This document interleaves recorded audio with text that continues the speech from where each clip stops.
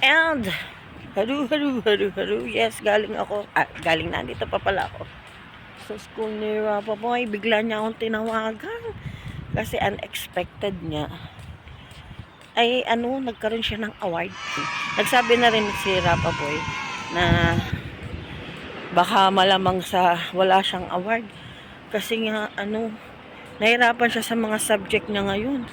First year nga niya maging senior. Ay nung junior siya, okay, ishi, nagkakaroon siya ng award, merit at saka excellence. Pero ngayon, parang merit lang ang makukuha niya.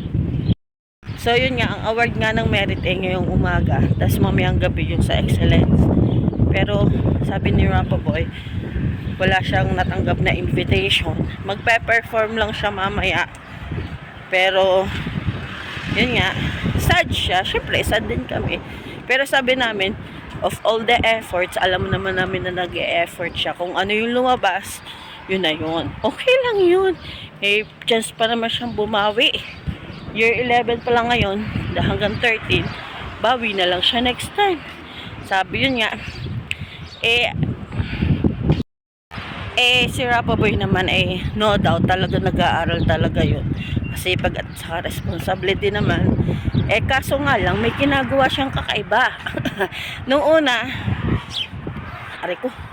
nasunod siya, sabi ko 9 hanggang 10 lang ang pagga-gadgets, then tulog na. Pero nung lately, pasaway na talaga. Minsan inaabot pa ng 12, ng 1, 2, sinasaway ko, hindi nakikinig. Pero at least ngayon, na-realize niya yung effect no pagpupuyat. Sabi ko, masama talaga yun sa health. At saka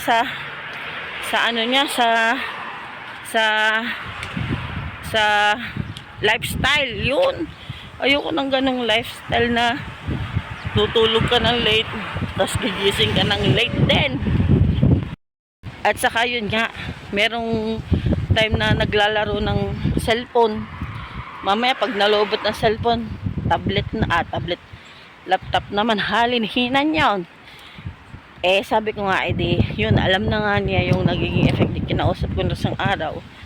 Okay lang na may time para sa banding, pero okay dapat ang pagtulog ng maaga.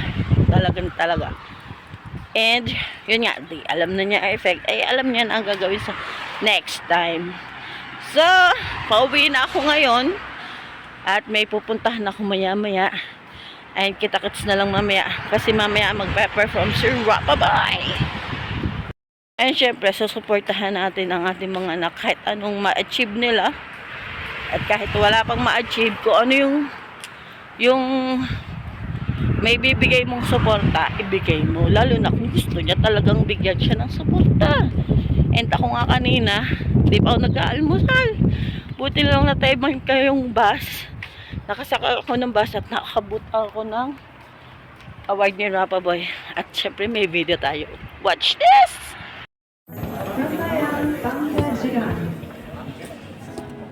Academic merit in English and mathematics.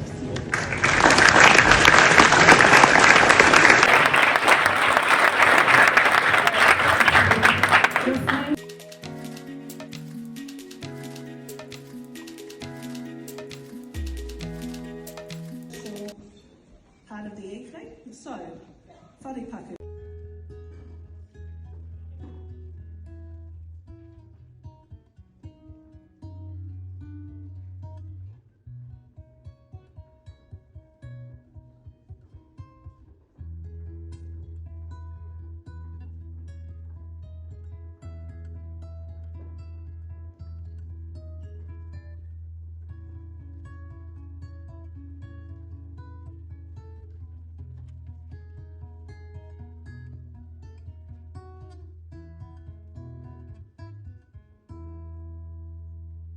And yes, nagsimula na nga ang program at opening nga ay si Rapa Boy. Siya yung tutugtog, solo siya si Rapa Boy. Ninenervyos pero syempre, dapat ay galingan talaga at focus talaga at very very good naman si Rapa Boy.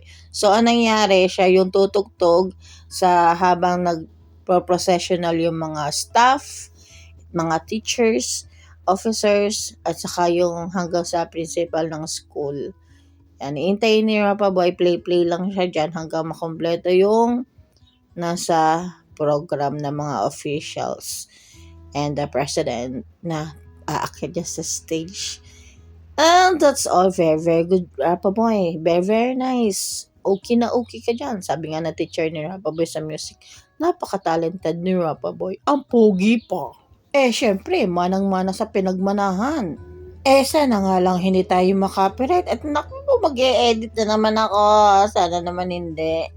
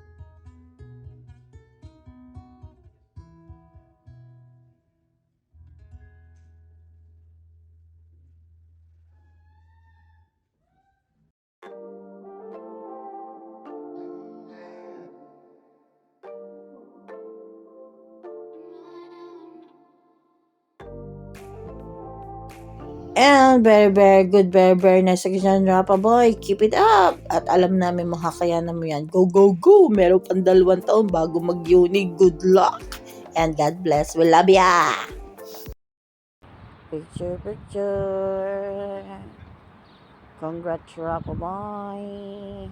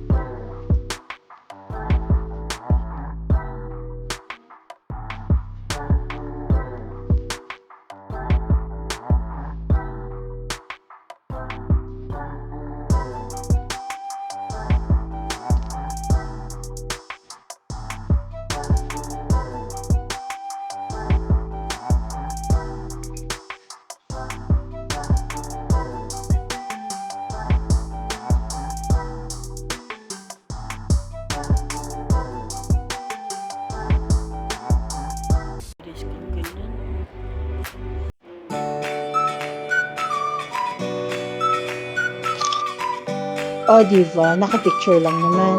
At yes, pwede dito upuan yung mga testing yung bagay yung mga upuan mong bibili ka titi. Ngayon, hindi ako bibili. Nakaupo ako. Very, very good. Very, very nice yan. Ay, paisa pa nga. Ay, nakita ko na naman ito. Yes, it's yellow bean ngayon. Yan yung mga pwedeng i-recycle yung bread o yung mga yung mga nabubulok biodegradable. And good morning! May lakad tayo for today's video. Merong mag-birthday. Hulaan nyo kung sino. And before tayo gumala ay may dinaanan nga tayo at yung tanim ay strawberry. Hindi pa man naililipat. Nagkakaroon na siya ng bunga talaga at hinog na. Ready to eat na yan. Makain kaya.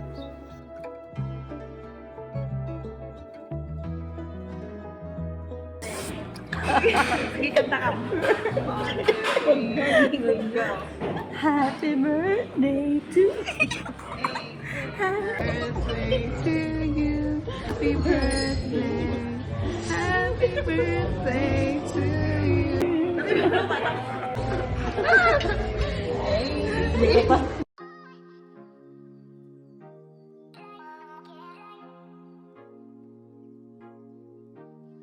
And makalipas ang ibang araw. Ilang araw ay nagbalak nga mag-isborn itong 3 kasama si Kaden. Hindi nga ako kasama at may work. And dito nga mga first week ng November ay nagsulputan ang mga fireworks ulit. Kasi may sinaselebrate sila para yung Guy Fawkes Day. Eh, hindi ko naman yun alam. Sa New Year, mas less na yung fireworks. Oh, diba? Hindi katulad siya sa atin sa Pinas. And yes, next day, ay inihatid nga ako ni Lolo dahil habang maaga pa, ay nag-coffee muna tayo dito sa Queen's Gate. And si Rapa Boy, syempre, busy sa kanyang study. Hayaan na natin siya. And chill muna dito tayo bago pumasok. And tinestay ko nga yung cellphone ni Lolo. Oh, okay ba? Okay ba? Ay, may bago ditong open bilihan ng sapatos. Ay, pwede ako din eh. Pasok na pasok ako din eh.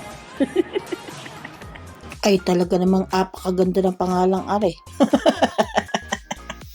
And pag uwi nga ay nakatuwaan ko aring aming chinelas ni Lolo. Magkapareho kami pambahay na chinelas. Sabi ko picture. Pero sabi ni Lolo, ay naku are, kung ano-ano na lang. Eh, walang basagan ng trip. Gusto ko eh. Wala namang masama dyan Diga. Basta, happy lang. And just nag-prepare nga ako ng ating pang-apa-impake. Nagsisimula na ako. I'm so excited na!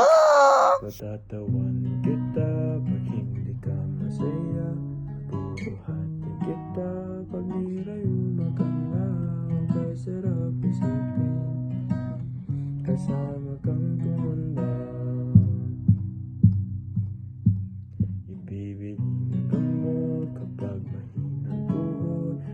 Kuha ng gamot pag masakit na likod. Kay sarap isipin kasama kang